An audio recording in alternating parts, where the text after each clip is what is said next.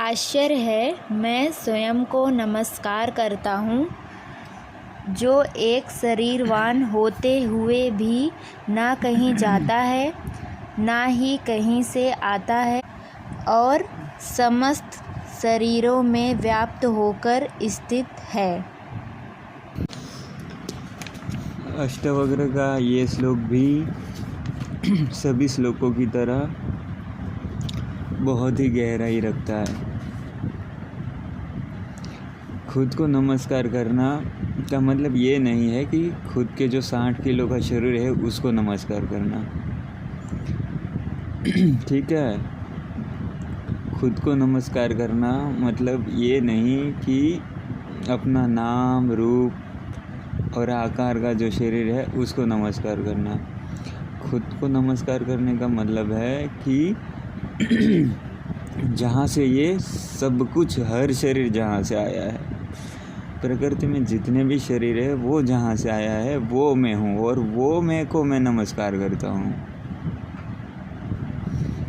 जैसे कि सागर की सभी लहरें सागर से आई है, तो मैं खुद सागर हूँ, तो मैं खुद को नमस्कार करता हूँ। जब मैं खुद को नमस्कार करता हूँ तो पूरे ब्रह्मांड को नमस्कार हो जाता है, क्योंकि मैं सभी चीज़ों में व्याप्त हूँ, समस्त शरीरों में व्याप्त हूँ।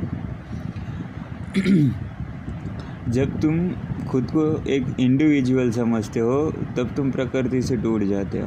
मैं ये बात बहुत बार कह चुका हूँ। इंडिविजुअल समझना ही भूल है कि मैं एक अलग हूँ, मैं पृथक हूँ।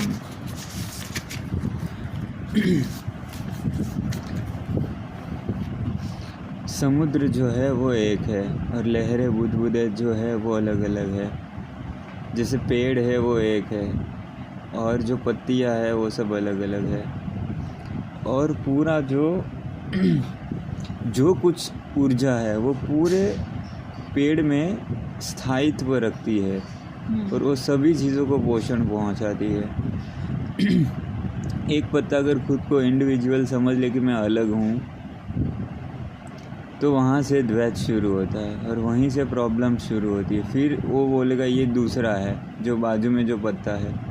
फिर डाली की बात आती है कि एक डाली दूसरी डाली से लड़ेगी कि ये अलग है, मैं अलग हूँ। ऐसे ही हम जितने भी शरीर घूम रहे वो सब शरीर एक ही है।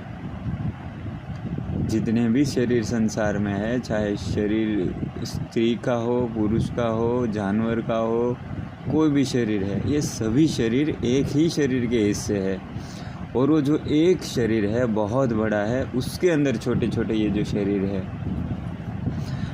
मक्खियाँ है, जानवर है, जीव है, हर छोटे से छोटे कीड़ी से लेके हाथी तक, हर छोटे जीव जो भी है, जो आँख से दिखाई भी नहीं देते, इतने छोटे भी होते हैं। जो हमारे शरीरों में भी बहुत सारे जीव है, तभी तो हम जिंदा है। हमारे ब्लड सेल्स में छोटे छोटे जीव है, तभी तो हम जिंदा है। हज़ारों करोड़ों जीव होने से हम जिंदा है। हमारे शरीर में इतने जीव है, करोड़ों सेल्स है। अगर वो सब मर जाए तो हम भी मर जाएंगे, मतलब वो जीव भी हम है। अगर आपके शरीर में जितने भी सेल्स है, वो सारे सेल्स है वो सब जीवों से बने हैं, तो वो सारे जीव अगर मर गए तो आप कहाँ बचोगे। तो बस आप एक छोटे छोटे माइक्रोस्कोप से भी नहीं दिखते, इतने छोटे जीवों से आपका एक शरीर पूरा निर्मित हुआ है। और जितने भी ये शरीर है, वैसे ये जो प्रकृति में दिखते हैं वो सब मिल के एक बड़ी प्रकृति बनते हैं। बाहर के जगत में भी तो बहुत सारे जीव है, कीड़े मकोड़े, जानवर, पक्षी, ये सब मिल के भी एक बहुत बड़ा जीव बनता है। वो पूरा जीव है वो है पृथ्वी,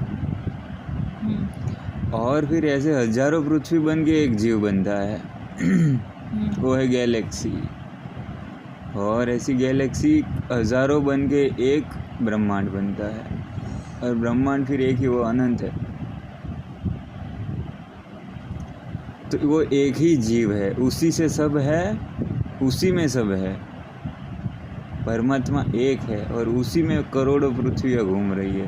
और करोड़ों पृथ्वियों में करोड़ों जीव घूम रहे हैं, और वो जीवों में भी करोड़ों जीव, फिर अंदर हमारे शरीर के अंदर भी तो जीव है, और उसके शरीर में भी सूक्ष्म जीव होंगे। तो उस एक के होने से सब कुछ है, और वो सब में स्थिर है। उसकी मौजूदगी हर चीज़ में है, बड़े से बड़ा हो या छोटे से छोटा हो, और उसका ही स्थायित्व है। हर वेद उपनिषद में एक ही बात तो की जाती है, बार बार वही बात ही दोहराई जाती है कि उस एक की सत्ता है। कुरान में भी इसी की बात आती है कि अल्लाह की एक की ही सत्ता है। वैसे वेदों में भी आते कि आत्मा की एक की ही सत्ता है, न कहीं वो जाता है ना वो कहीं से आता है, बिना कहीं जाए आए सभी शरीरों में स्थित है।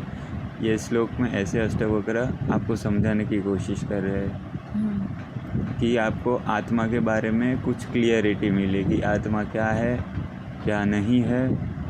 ठीक है। अगला लेक्चर हम अगले श्लोक से लेंगे।